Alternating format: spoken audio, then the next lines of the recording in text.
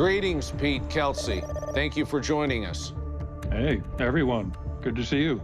We're anxious to see what you have to present. All right, so during our drilling operation this year on top of the Mesa, one of the things that I did was conduct multiple surveys with LiDAR. Well, during the last one, I noticed something interesting sticking out of the ground. Wow, this is incredible.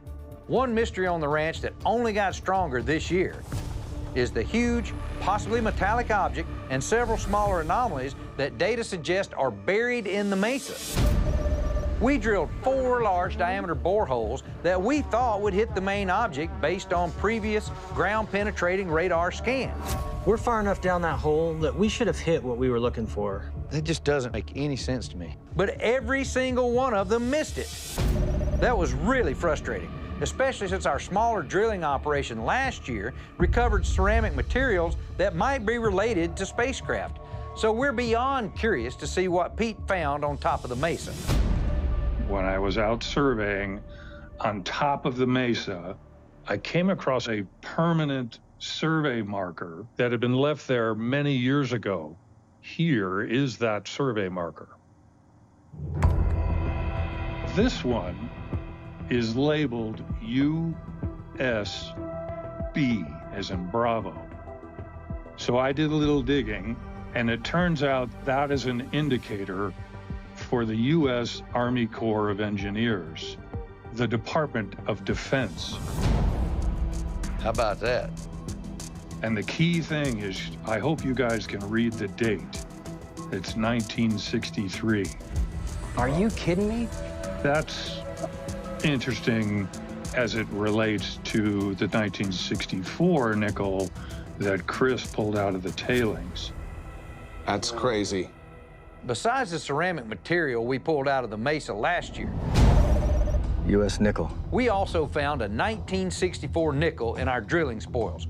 At first, we just shrugged, but then archaeologist Chris Roberts informed us that it's general practice and protocol to conclude an official archaeological dig by leaving a coin in the backfill to serve as a timestamp.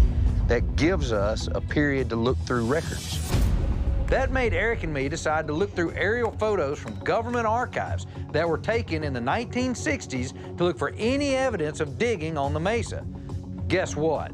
The photos from 1964 through 1968 were missing.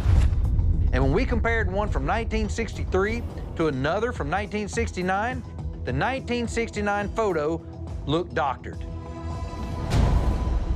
So somebody was surveying in 1963 at the top of the Mesa, right at the northern boundary of Skinwalker Ranch. That means Whoever placed this monument was only interested in what was south of the boundary line.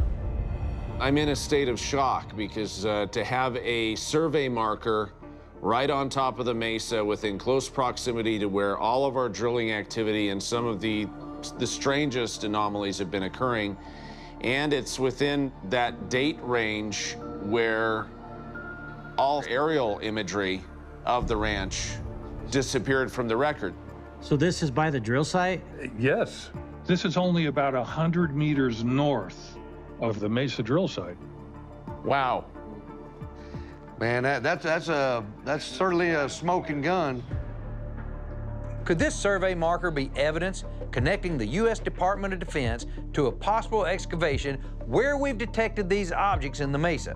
And if so, what did they find that made them go to such lengths to possibly cover it up?